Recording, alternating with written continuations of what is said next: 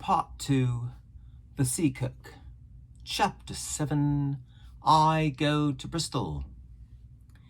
It was longer than the squire imagined ere we were ready for the sea, and none of our first plans, not even Dr. Livesey's of keeping me beside him, could be carried out as we intended. The doctor had to go to London for a physician to take charge of his practice.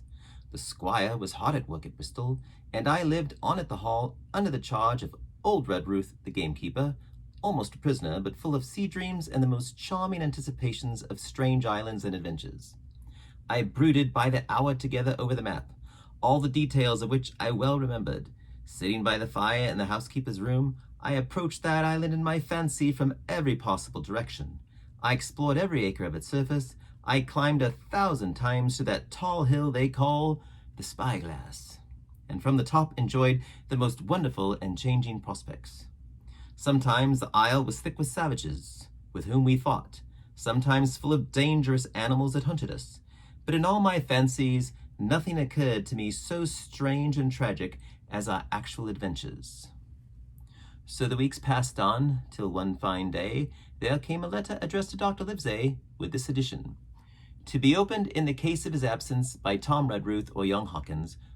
Obeying his order, we found, or rather I found, for the gamekeeper was a poor hand at reading anything but print, the following important news.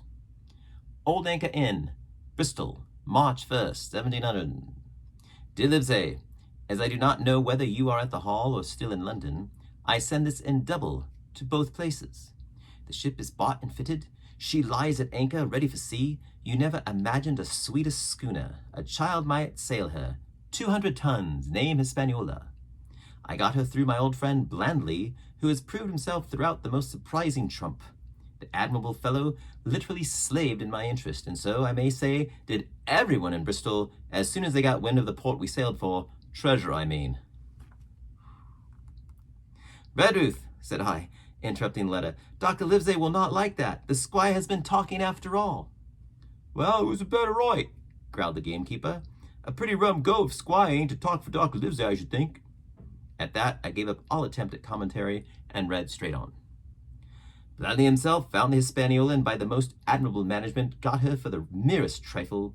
There is a class of men in Bristol monstrously prejudiced against Blandly. They go the length of declaring that this honest creature would do anything for money, that the Hispaniola belonged to him, and that he sold it to me absurdly high. The most transparent calumnies. None of them dare, however, to deny the merits of the ship. So far, there was not a hitch. The work people, to be sure, riggers and what-not, were most annoyingly slow, but time cured that. It was the crew that troubled me. I wished a round score of men in case of natives, buccaneers, or the odious French, and I had the worry of the deuce itself to find so much as half a dozen, till the most remarkable stroke of fortune brought me the very man that I required. I was standing on the dock, when by the merest accident I fell in talk with him. I found he was an old sailor, kept a public house, knew all the seafaring men in Bristol, and lost his health ashore, and wanted a good berth as cook to get to sea again. He had hobbled down there that morning, he said, to get a smell of the salt.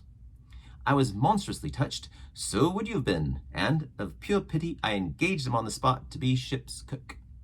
Long John Silver, he is called, and has lost a leg, but that I regarded as a recommendation, since he lost it in his country's service under the immortal Hawk. He has no pension, Livesey. Imagine the abominable age we live in. Well, sir, I thought I had only found a cook, but it was a crew I had discovered.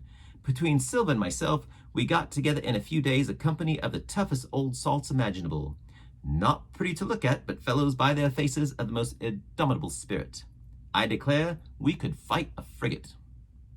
Long John even got rid of 2 out of the 6 or 7 I had already engaged.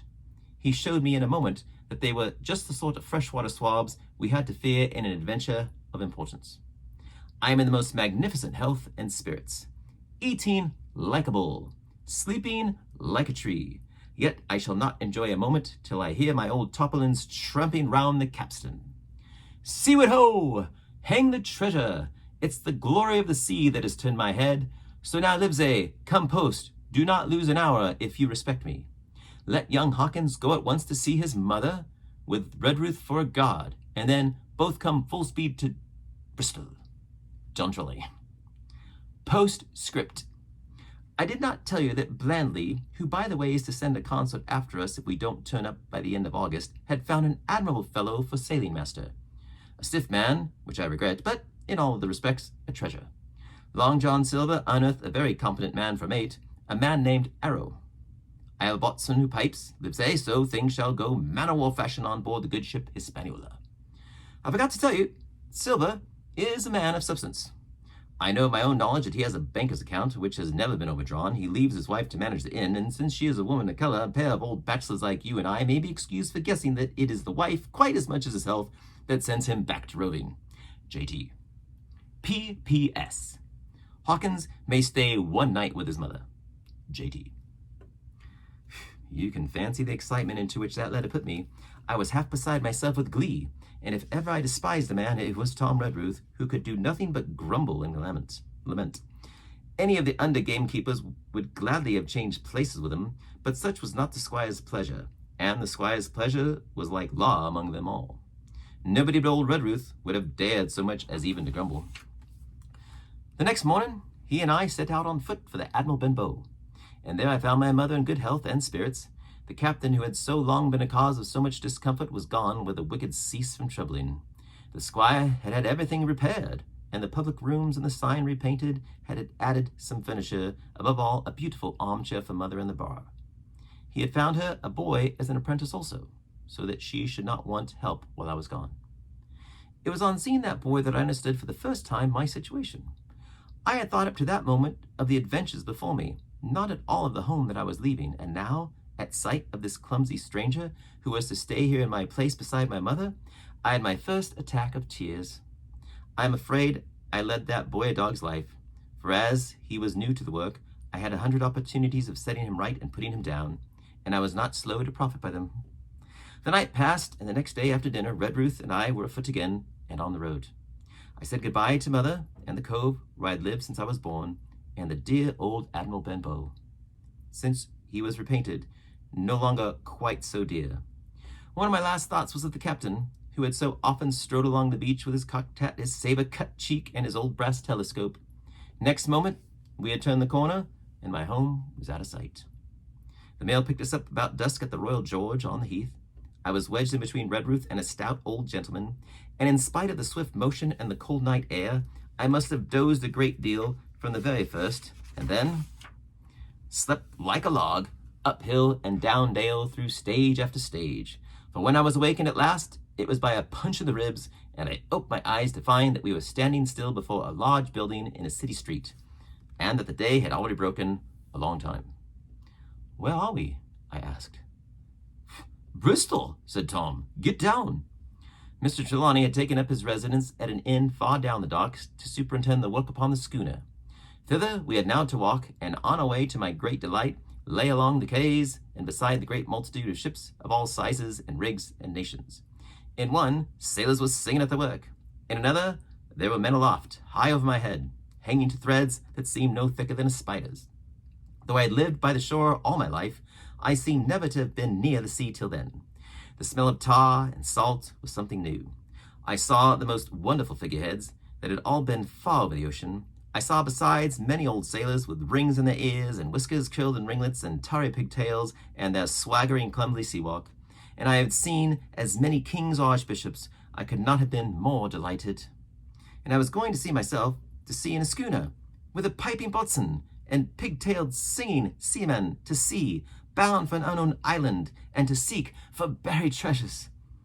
While I was still in this delightful dream, we came suddenly in front of a large inn and met Squire Trelawney, all dressed out like a sea officer in stout blue cloth, coming out of the door with a smile on his face and a capital imitation of a sailor's walk. "Here you are," he cried, "and the doctor came last night from London. Bravo! The ship's company complete." "Oh, sir," cried I, "when do we sail?" "Sail," says he, "we sail tomorrow." End of chapter 7.